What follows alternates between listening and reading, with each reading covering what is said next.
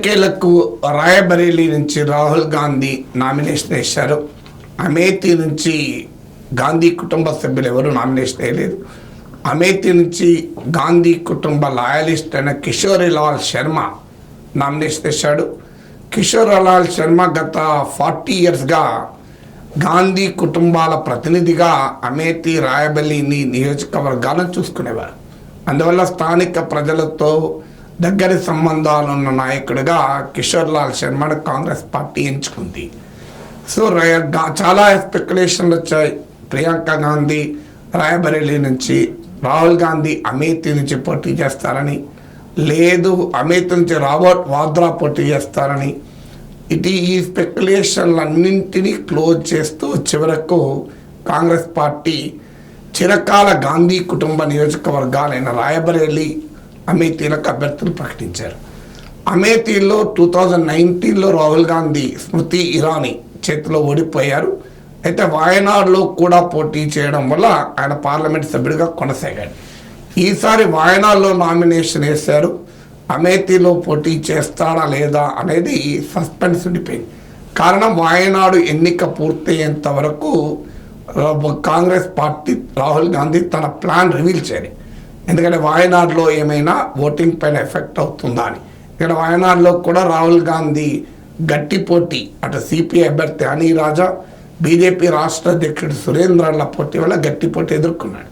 అయితే వాయనాడుకున్న socio demographic composition వల్ల Congress party Indian union ముస్లిం లీగ్కు బలమైన కోట కావడం వల్ల వాయనాడులో రాహుల్ గాంధీ గెలుపుకి ఏమీ ఛాలెంజ్ ఉండకపోవచ్చు.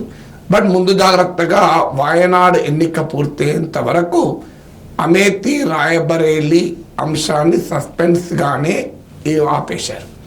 ఇక రాయబరేలీ సీట్కి ఎందుకు మూవ్ అయ్యాడు?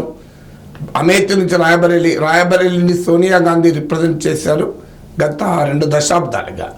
సో రాయబరేలీ సీటు కాంగ్రెస్కు సేఫ్ సీట్.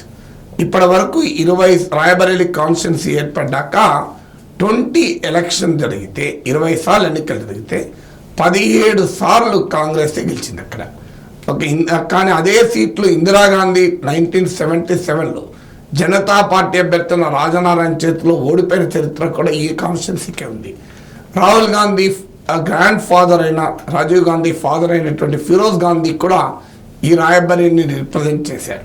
అందువల్ల రాయబరేలీ మొదటి నుంచి కూడా గాంధీ కుటుంబానికి, కాంగ్రెస్ పార్టీకి కంచుకోట. సోనియా గాంధీ ప్రత్యక్ష ఎన్నికల నుంచి విరమించుకొని రాజస్థాన్ నుంచి రాజ్యసభకు ఎన్నిక కావడంతో రాయబరేలీలో రాహుల్ గాంధీ పోటీ చేయడానికి అవకాశం వచ్చింది. హిందీ హార్ట్లాండ్లో పోటీ చేయకపోతే, అంటే బీజేపీకి బలమున్న ఉత్తరప్రదేశ్లో పోటీని చేయకపోవడం అనేది ఒక రాంగ్ మెసేజ్ పోతుంది అన్న విమర్శ రాహుల్ గాంధీ ఎదుర్కొన్నాడు. వాయనాడుకు వెళ్ళిపోవడం విషయంలోనే ఎదుర్కొన్నాడు. ఎందుకంటే మోడీకి పోటీగా ప్రైమ్ మినిస్టరియల్ క్యాండిడేట్గా ముందుకొస్తూ బీజేపీకి పోటీగా కాంగ్రెస్ ప్రత్యర్థి కావాలి అనుకున్నప్పుడు ఏ రకంగా బీజేపీ కార్యక్షేత్రంలో బీజేపీ ప్రధాన బలమున్న చోట పోటీ చేయకుండా రాహుల్ గాంధీ ఇంకో చోటుకి ఎలా పోతారన్న విమర్శ ఎదుర్కొన్నాడు.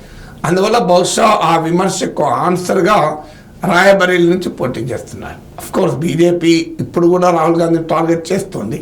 బీజేపీ ప్రధానమంత్రి మోడీ బెంగాల్లో క్యాంపెయిన్ చేస్తూ డరో మత్ బాగో మత్ అంటూ రాహుల్ గాంధీని ఉద్దేశించి మాట్లాడాడు. అందువల్ల అమేథీలో ఓటమి భయంతోనే రాయబరేలీ పారిపోయాడు రాహుల్ గాంధీ అంటూ మోడీ తీవ్రమైన భాషలో విమర్శించారు. కానీ మోడీ రాహుల్ గాంధీని విమర్శించేంత వరకు అభ్యంతరం లేదు. ఎందుకంటే అమేథీ ఓడిపోయిన సీట్లో రాహుల్ గాంధీ పోటీ చేయకపోవడం డెఫినెట్గా బీజేపీకి ఒక టాకింగ్ పాయింట్ ఇచ్చిన మాట నిజం. కానీ సోనియా గాంధీ కూడా రాయబరేలీ నుంచి పారిపోయి రాజస్థాన్ నుంచి రాజ్యసభకు వెళ్ళారు అని కూడా సోనియా గాంధీపై కూడా విమర్శించారు. సోనియా గాంధీపై విమర్శించడం మాత్రం న్యాయం కాదు. ఎందుకంటే ఆమె క్యాన్సర్తో బాధపడుతూ చాలా బలహీనంగా ఉన్నారు, అనారోగ్యంతో ఉన్నారు. అందువల్ల ప్రత్యక్ష ఎన్నికలకు దూరం కావడం అంగీకరించవచ్చు. కానీ మోడీ సోనియాను, రాహుల్ను కూడా పారిపోయిన వారి జాబితాలో చేర్చేశారు.